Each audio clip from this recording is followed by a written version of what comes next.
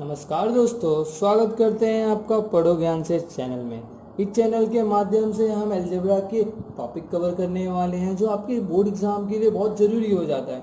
देखिए बच्चों, अलजेब्रा एक ऐसा सब्जेक्ट है जिसमें आप ज़्यादा से ज़्यादा मार्क्स ला सकते हो। इस चैनल के में हमने ऑलरेडी ज्योमेट्री भी शुरुआत कर दिया है, तो आपको हमारा ये वादा है कि हम आपको पूरा ज्ञान देंगे अलजेब्रा और ज्योमेट्री का जितना हो सके। तो आप हमसे जुड़े रहिए दोस्तों। तो बच्चों, शुरुआत करते हैं हम हमारे पहले लेसन से, linear equation in two variables. बच्चों, लीनियर इक्वेशन मतलब क्या होता है? जिसमें किसी एक चीज़ की वैल्यू आपको पता ना हो। जैसे कि समझ लीजिए, ये आपका इक्वेशन है जिसमें मैंने लिखा है 4 + x = 2। बच्चों, अगर आप इक्वेशन ध्यान से देखोगे तो इसमें एक ही चीज़ है जिसकी वैल्यू आपको पता नहीं है, बाकी हर एक वैल्यू आपको पता है इसमें। जैसे कि अगर मुझे x की वैल्यू निकालना है तो मैं क्या इस 4 को वहाँ भेज दूँ? अगर मैं भेजता हूँ बच्चों, तो ये जो प्लस 4 के आगे कुछ नहीं मतलब प्लस है, अगर ये वहाँ जाएगा तो 2 - 4 बच्चों क्या हो जाएगा? 2 - 4 बड़ा वाला माइनस है, प्लस माइनस माइनस होता है बच्चों। कहने से x = -2। तो ये क्या है? एक ऐसा इक्वेशन है जिसमें वन वेरिएबल्स है, जिसमें एक की वैल्यू हमें पता नहीं है। बट ऐसा हो सकता है किसी किसी में दो की वैल्यू पता ना हो। जैसे कि समझ लीजिए बच्चों, इक्वेशन है आपके पास x + y = 1। तो आप बताइए मुझे, x और y ये ऐसी दो चीजें हैं जिनकी वैल्यू आपको पता नहीं है। तो ऐसे इक्वेशन को हम बोलते हैं linear equation in two variables. बच्चों देखो, अगर एक इक्वेशन है और एक अननोन है, एक इक्वेशन है और एक अननोन है, तो इसकी वैल्यू निकाली जा सकती है एक इक्वेशन के हेल्प से। बट अगर आपके पास दो इक्वेशन है, दो अननोन है, तो आपको दो इक्वेशन की जरूरत है। समझे क्या आप यहाँ तक? देखिए बच्चों, जिसमें दो वेरिएबल्स होते हैं एक ही इक्वेशन के अंदर, जैसे कि अगर मैं इसे इक्वेशन के फॉर्म में लिखूं दोस्तों, तो ax + by = c। ये कुछ इस तरह दिख रहा है आपको। देखिए x के आगे कुछ नहीं है यहाँ, तो इसका मतलब एक कांस्टेंट है। देखो, ये कुछ भी हो सकता है, जरूरी नहीं है एक का वैल्यू 1 हो। एक की जगह आप 4 भी लिख सकते हो, 5 भी लिख सकते हो, एनी इंटीजर नंबर। प्लस उसी तरह b के आगे भी कुछ नंबर है, चलो मैं 3 अज्यूम कर लेता हूँ।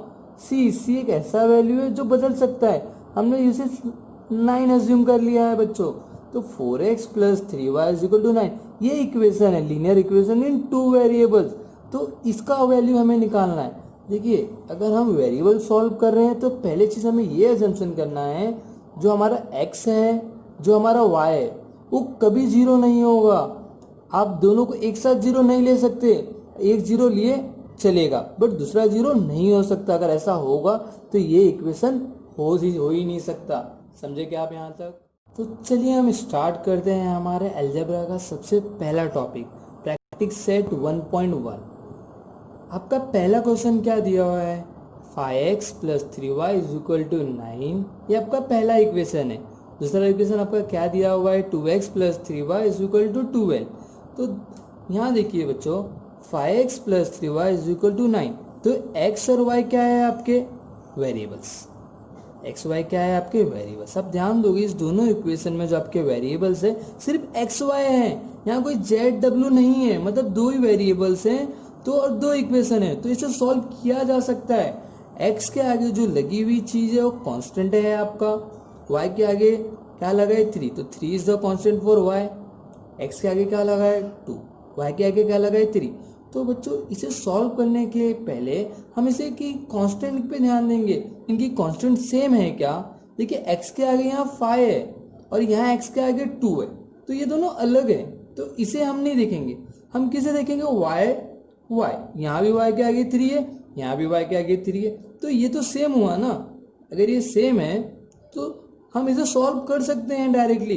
देखिए, यहाँ क्या लगा हुआ है? प्लस, और यहाँ भी क्या लगा हुआ है? प्लस। तो हम क्या कर सकते हैं? देखिए, इन दोनों को ना, अब प्लस में से प्लस करोगे तो ऐड हो जाएगा, हमें तो हटाना है, घटाना है इसे एक टर्म को। तो हम क्या करते हैं, इसे सब्ट्रैक्ट क्यों ना कर लिया जाए। तो चलिए पहले हम क्या कर लेते हैं, इसे हमारा इक्वेशन नंबर 1 मान लेते हैं, इसे इक्वेशन नंबर 2 मान लेते हैं। हम सब्ट्रैक्ट कर देते हैं, किसे, इक्वेशन 2 को फ्रॉम 1। समझ रहे हो आप यहां तक? देखिए आपका क्या है, 5x plus 3y is equal to 9, ये आपने पहले इक्वेशन को लिख दिया। अब आपका वहीं दूसरा इक्वेशन भी उसके नीचे आ जाएगा, 2x plus 3y is equal to 12। चलिए यहां तक हो गया। तो यहाँ ध्यान देना, साइन पे ध्यान देना जरा आप। यहाँ अगर आप माइनस कर रहे हो तो ये भी प्लस है, ये देखो यहाँ का चांस जो रहता है, यहाँ कुछ नहीं मतलब प्लस, तो ये माइनस लिख दो आप। यहाँ प्लस है तो ये माइनस हो गया।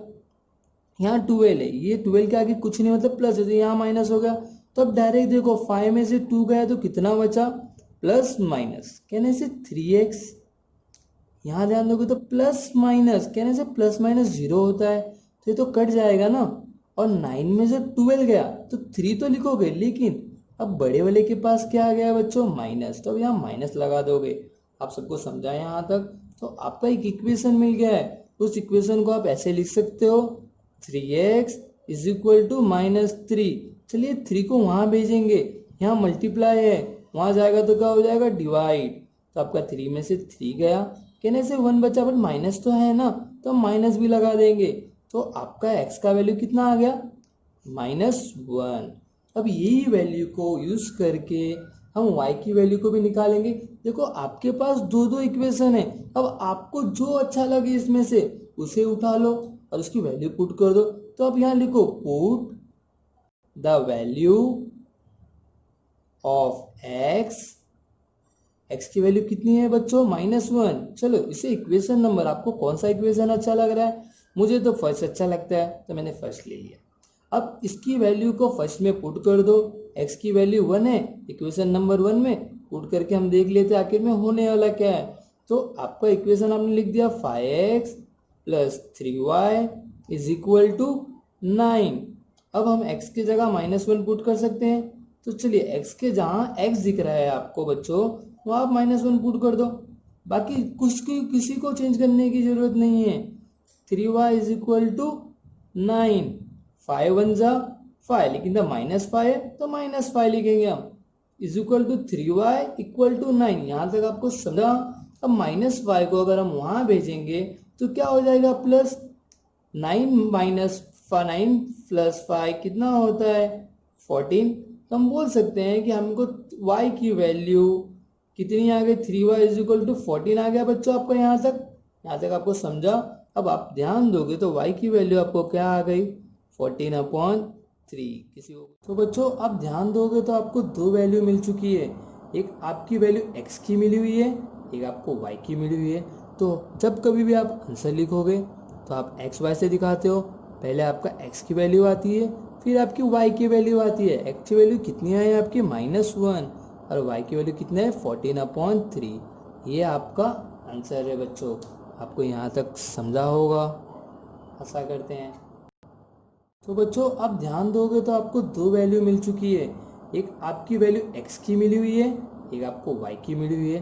तो जब कभी भी आप आंसर लिखोगे तो आप x y से दिखाते हो, पहले आपका x की वैल्यू आती है, फिर आपकी y की वैल्यू आती है। x की वैल्यू कितनी है आपकी, -1, और y की वैल्यू कितने है, 14/3। ये आपका आंसर है बच्चों। आपको यहाँ तक समझा होगा, आशा करते हैं।